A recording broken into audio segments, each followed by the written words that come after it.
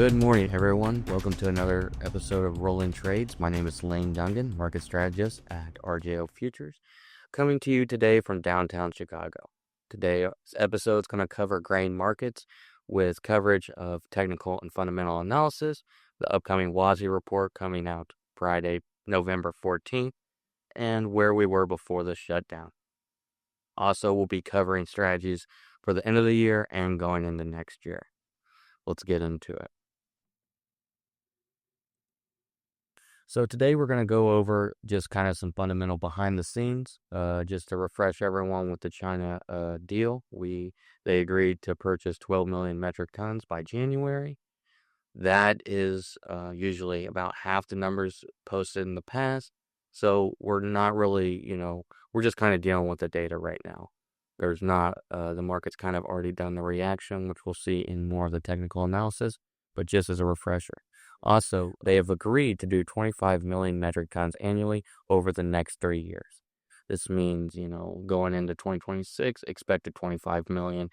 So going into global outlook, China agreed Monday to purchase Brazilian agriculture products with total volume of 20 million metric tons. France lowered their corn crop forecast from 13.7 million metric tons to 13.4 million metric tons. And Brazil ag exporter raised estimates of soybean and corn exports.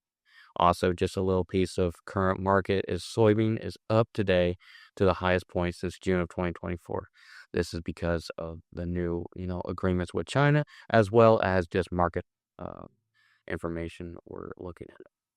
So just going to give a quick weather outlook for the United States first. We'll be covering the precipitation and so it looks like most of our corn producing and soybean producing states are going to be dry today and kind of going into tomorrow. So this will help with any harvest ideas as this dry spout kind of continues. Looking into the heat map, we can see higher temperatures than we've expected in the past couple of days. This could affect, drying out ground for any farmers looking to get into the fields. So here's just a quick weather outlook on South America. So just from the 1 to 5 day precipitation, it looks like the eastern map is kind of showing dry, with the western part experiencing that rain, and into the 6 and 10 days, kind of rain and precipitation all over. So here, let's get into some more technical outlook. So here I have just a D's corn chart pulled up for you. Just a few metrics up here.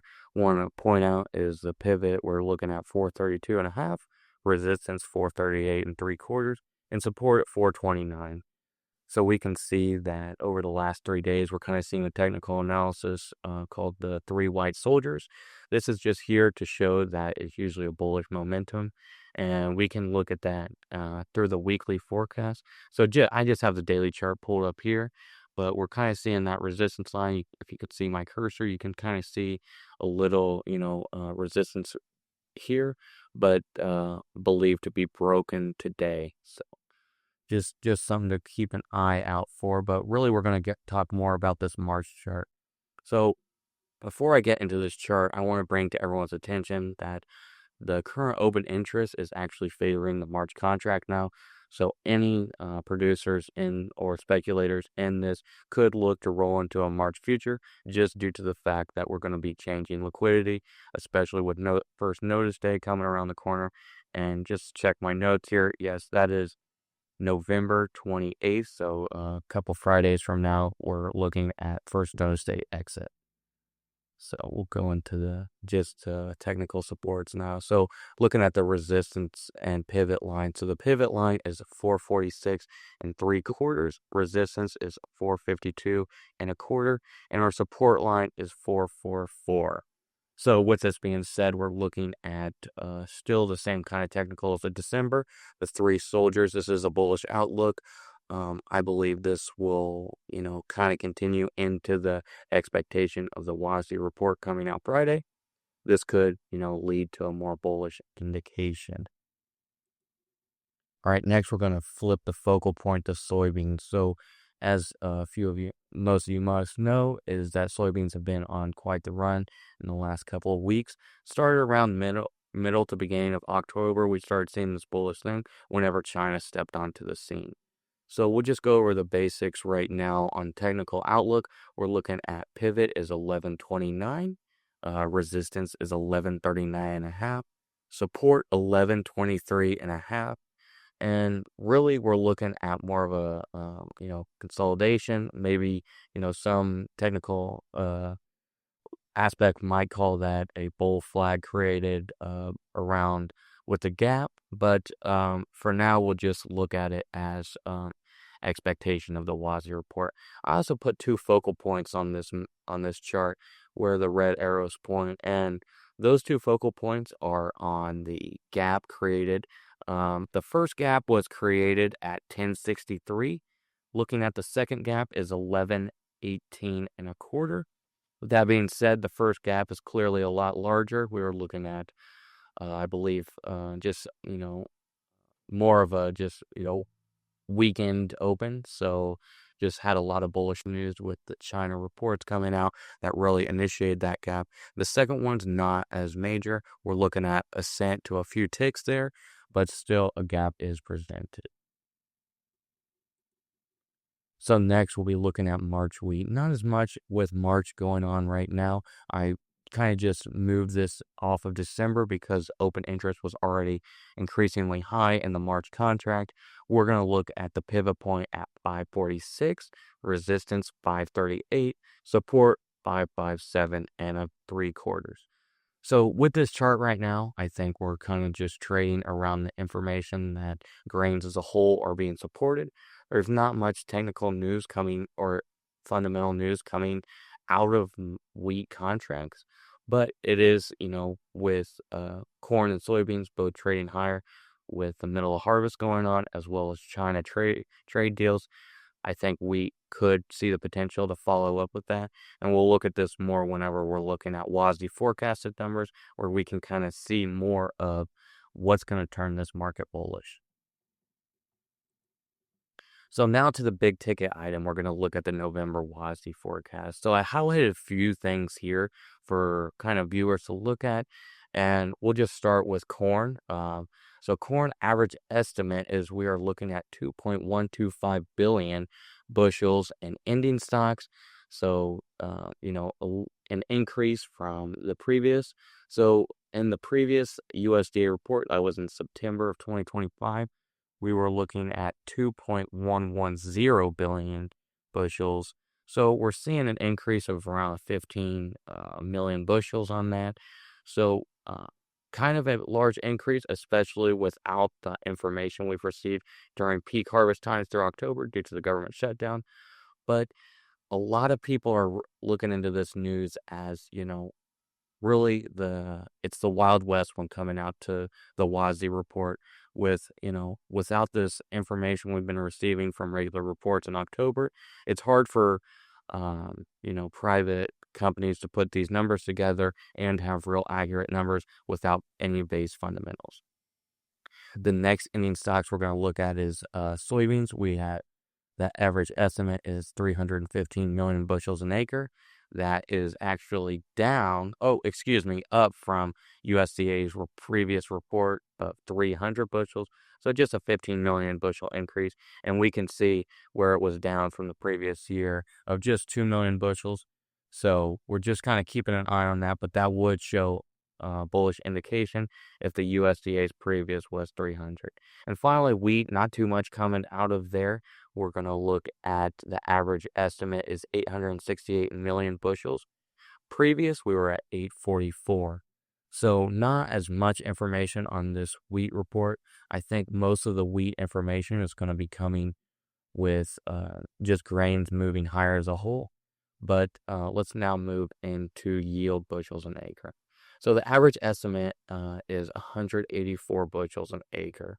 So kind of giving you that look here. I have that highlighted over the 183.8 just due to the fact that some people are, still with the idea that the last report we saw 186.7.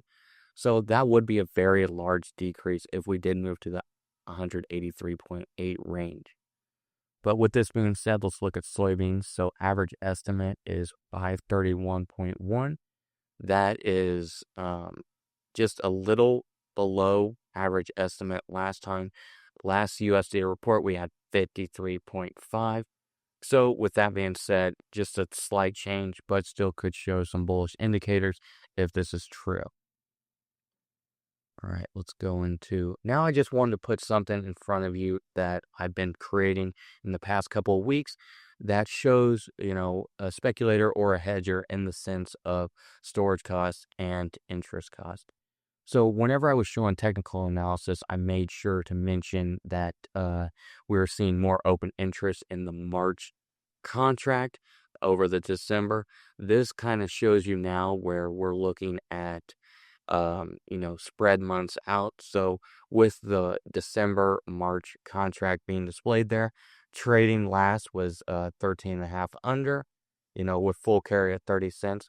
Speculators could look to get into that market, but with first notice date right around the corner for December contracts, we're going to look to maybe roll into maybe a March-May contract or deeper down the line, just to say with liquidity reasons and give you kind of more contract time of life. But also we can look at the historical tracking pattern here. We have the 5, 10, and 15 years displayed there, and we can see that the historical data is over a whole contract life. So let's look at, for an example, I just want to pull up the March-July contract for an example. Just one that we've been looking at on the desk a couple days and have some interest in it. So with this contract being looked at, we're looking at 14 cent under right now. 15-year average is 13.25, but I want to hone in more on the 5-year average on this corn contract. That's trending right around 10.25 under. So a speculator could look at that as 3 3/4 worth of wiggle room to maybe look at, moving down to the average statistically.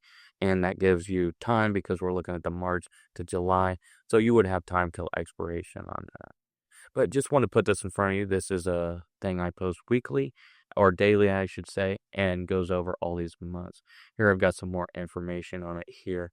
So this is the historical spread data. So this covers, like I said, corn, soybeans, Kansas City wheat, Chicago wheat, soybean oil, and soybean meal.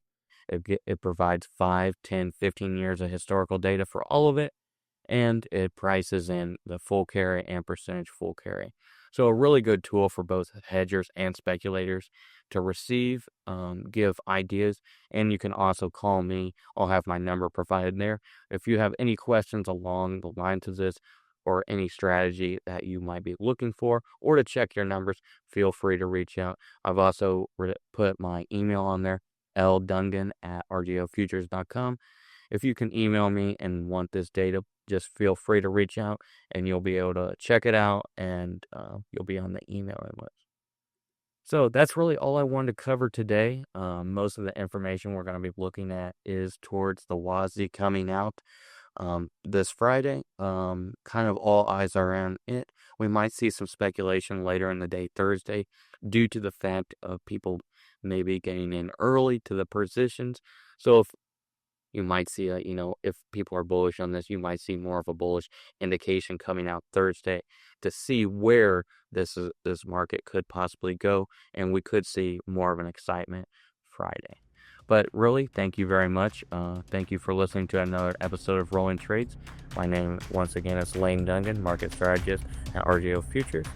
If you'd like to reach me, you can call me at 312-373-5366 or reach me by email at ldungan@rgofutures. Thank you very much and have a good weekend. The risk of loss in trading futures and/or options is substantial, and each investor and/or trader must consider whether this is a suitable investment. Past performance, whether actual or indicated by simulated historical tests of strategies, is not indicative of future results.